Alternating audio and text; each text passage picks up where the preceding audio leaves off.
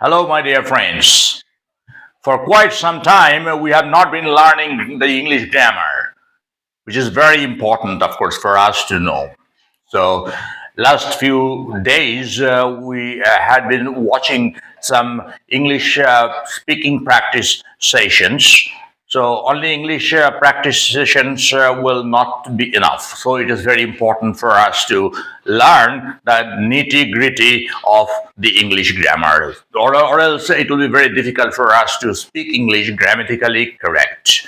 And if we don't speak English grammatically correct, people who listen to us will not, of course, appreciate our English. But when we speak English, what do you want? We want others to appreciate our style, our pronunciation, our vocabulary, as well as our grammar. And for that reason only, it is very necessary for us to learn a few things of the English grammar. So, first, you see, before I think you can read what is written here on the whiteboard. If you have difficulty understanding or making out what is written on the whiteboard, as usual, I shall be requesting you to watch this video full screen so that you can read out what is written on the whiteboard. Okay, the first word written here is quite, Quite. Now you know there are two words sounding similar with a little difference. One is Quite, quite, and another, which is not written here, of course, Quiet, quiet. So these two words, sometimes we get a little confused as to how to pronounce these two words, because if we do not pronounce the words correctly, the people who listen to us will fail to understand what we exactly mean. So I shall tell you the pronunciation of these two words, quite and quiet, after some time. Of course, I will tell you a particular, I will give you a particular tool by using which you can pronounce many words properly. Okay, not only these two words. There is a certain guideline which you are required to abide by in order to pronounce the English words correctly. That will come during the course of this video session. So let's get going now. Okay, quite, how to use quite and where to use quite and when to use quite. These three questions, of course, we are going to answer now. Quite goes before an. So when you are constructing a sentence with the word quite, you should remember you have to use the article a or an goes before. Before a or an, you have to use quite. It is not that first you will be saying a and after that you will say quite. That is wrong. For example, he's a quite happy man. Do I sound correct? Presumably so. But in fact, a strict grammarian will understand where the mistake is. Because I have said he is a quite happy man. I have used a before quite. And that is the mistake. Quite should come after, a should come or an should come after quite. For example, let us cast a glance at these example sentences. They live in quite an old house. Here you see an, the use of an. This an is used after quite, not before quite. So when I said that he is a quite happy man, the sentence in fact was incorrect. So to rectify the error, what should we say? We should just reply, we should take this a after quite. For example, he is quite a happy man. Quite first, then a happy man. In the same way, they live in quite an old house. Not they live in a quite old house. This is wrong, incorrect. So if you are preparing for any competitive examination, it is very important for you to know this, or it will be not possible for you to rectify the errors, because there are some questions where you are required to rectify the errors. And if you cannot do this, you are not going to score marks. So after quite, always use a or an. Second example, she is quite a happy homemaker. not she is a quite happy homemaker. See, a is used after quite, not before quite. If you use a before quite, the sentence will be incorrect. So never say she is a quite happy homemaker. Always say she is quite a happy homemaker. This is the rule, and you are required to follow this rule strictly in order to speak English grammatically correct. And not only speak, when you are writing English, then also you need to be grammatically very, very correct. Otherwise, your writing will be always given the thumbs down, which you don't want, of course. Next, number 2. After superlatives, we normally use in with place. So when you are constructing a sentence with a superlative word, remember, if that is followed by a place, then we have to use the preposition in and not of. Some of us make this error, make this mistake. We sometimes use of in place of in with a place. For example, what is the longest river in the world? See the superlative word, longest. You know, longest is a superlative word. Long, longer, longest. So superlative word is used here, longest. So that is followed by a place. The world is a place. And so we have to use the preposition in and not of. If you say, what is the longest river of the world? You may feel that perhaps the sentence is correct. But if you know this rule of the English grammar, then you will understand that no, this sentence is incorrect. So you have to use in, in. Second example, we had a nice room. It was one of the best. Here you see superlative word, best, one of the best. In the hotel, not of the hotel. This thing I would like to bring to your notice only. Because I have, as a teacher, when I have examined the answer scripts of the students, I have located such errors, and for that reason only, I have decided that it is very necessary, it is very important for me to bring to your notice what sort of errors the Indian students generally are prone to make. So, when this particular rule, you remember, after superlatives, we normally use in with place. So there should be place mentioned. If instead of place, there is a period of time, the preposition will be different. Yes, we'll come to that very soon. Next. So we had a nice room. It was one of the best in the hotel. What is the best room of your hotel? Wrong English. I would like to book the best room or the best suite in your hotel, because hotel is a place. All right, let's move on to the next one. Next one is if the superlative is used with a period of time. A minute ago I told you. See, if it is a place, then the preposition is in. But if it is a period of time, we normally use of. Okay? So let us see the example sentences. It will become a little more lucid.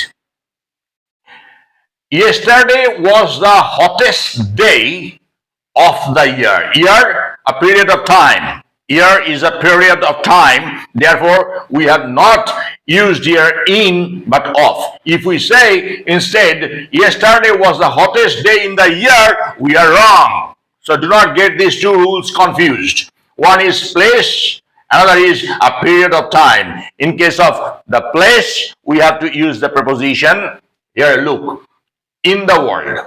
And in case of the period of time, we have to use the preposition of, of, not in the year. So do not say that this is the coldest day of the year. Do not say. Say this is the coldest day. I'm sorry. Do not say this is the coldest year, coldest day in the year. It is wrong. This is the coldest day of the year. Okay, because it's a period of time. If anybody asks you why of, not in, then simply tell this rule that yes, when there is a period of time mentioned, then we have to use this preposition, that is of. But when there is a place mentioned in the superlative degree sentence, I mean superlative word, then we have to use the preposition in. So let's cast a glance at the example sentence test. Example sentence number 2. What was the happiest day of your life? Your life, a period of time. As your life is a period of time, we are not using the preposition in but of, of. So see, what was the happiest day of your life? Do not ask anybody what is the happiest day in your life. Tell us something about the happiest day in your life. Wrong. Absolutely wrong. Tell us something about the happiest day of your life. Of your life. Why? Life is a period of time. Excuse me. Next, we often use the present perfect after a superlative. When you are using a superlative word in a certain sentence, remember, in the second clause of that sentence, you have to use the present perfect tense. Do not use the past tense. Do not use the present simple present tense. Do not use the past perfect tense, but present perfect tense. For example, see, these example sentences are very important, or else it is very difficult for us to understand the rules of the English grammar. What is the most important decision? First clause, see. What is present tense? All right. The next clause we will see. What is the most important decision? Then see. You have ever had to make. You have ever had to make, or you have to make. So I'm sorry, you have ever got to make.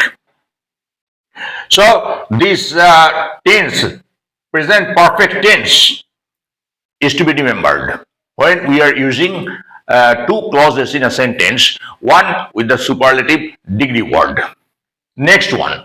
That was the best holiday I have ever had for a long time. Here you see this had is used, so don't be confused. Here this had doesn't mean that it is an auxiliary verb. It is a principal verb, because have is used both as a principal verb and also as an auxiliary verb. But in this sentence we have used had as a principal verb. Okay, this may be replaced by got. I have ever got instead of had. So I have. What is important is the present perfect tense. I have ever had, that means I have ever got for a long time. Now have is used, therefore you understand it is the present perfect tense. And this is very important. Let's move on to rule number 5. We use as only if two things happen at the same time. Very often, we get a little confused as to when to use as and when to use when, because both of them mean to a certain extent the same. And so especially for the Indian students, it becomes a little difficult, because Indian students mostly translate sentences from their own vernacular tongue into English, and then they make this error. So when you are using the word as, two things happen at the same time. If two actions take place simultaneously, use as for one action. Okay? See the example sentence. As I drove home, I listened to music. You understand? Clear? So what is the meaning of this sentence? As I drove home, I was driving home. Particularly one action was taking place in the past. I listened to music. Simultaneously, I was listening to music. When I was driving my car, I was also listening to music. So both these actions were taking place at the same point in time. For that reason, we have used the word as. We are not saying when. If we say, when I drove home, I listened to music, it would mean a little different. It would mean when I had already completed or finished driving.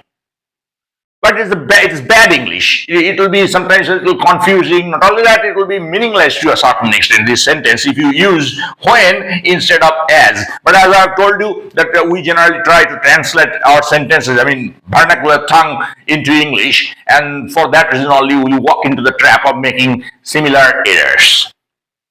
Well, then when to use when? Next one. See, we use when, not as, if one thing happens after another. So when two things happen, one after the other, then only we use when, not as. For example, when I got home, I had something to eat.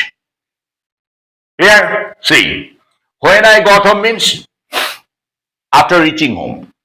Not that when I was returning home, I was eating something. Not at the same time these two actions were taking place. Not the act of reaching home, act of getting home and eating. Not at the same time occurring. Therefore, we are using when. When I got home, I had something to eat. What is the meaning then? Not as I got home. It means simply when I had already reached home. I had already reached home. I got something. Here this, instead of had, you may use got, because here this had is used as a principal verb, not as an auxiliary verb. Therefore, you can say I got something to eat after reaching home. So that's all about this lesson. Now I have told you, I have promised that I shall give you a tool by using which you can distinguish between two similar words and you can pronounce them correctly. Similar, sounding. They are called homonyms or homophones. Some people call them. But okay, so the words are quite and quite. If you get a little confused as to how to pronounce this word, remember this word quite, which means completely. I'm quite sure, I'm completely sure. This word rhymes with white, W-H-I-T-E, white. So as you pronounce white, so you pronounce quite. Remember this, okay? Then there will be no problem. This is the tool. And when you use quiet, Q-U-I-E-T, which means peaceful or silent, be quiet. Okay? Do also be quiet. That will be meaningless. Or that will get changed. The meaning will get changed. Therefore, when you are pronouncing the word Q-U-I-E-T, telling somebody, be quiet. Remember, this word will rhyme with diet. Are you on a diet? If you are on a diet, you can clearly understand how to pronounce the word diet, D-I-E-T. In the same way, you have to pronounce the word Q-U-I-E-T, quiet. Okay? So the distinction between quiet and quiet is absolutely clear now, crystal clear. Now this way, if you pronounce different words using similar tools, you have to just simply see the word, which word it rhymes with. And that word should be a little common to you, which you know how to pronounce. So if this way you just make a rule of your own. So this is not stated anywhere in any book or in any classroom, but it is necessary for you to think this way, that okay, this word will rhyme with this one.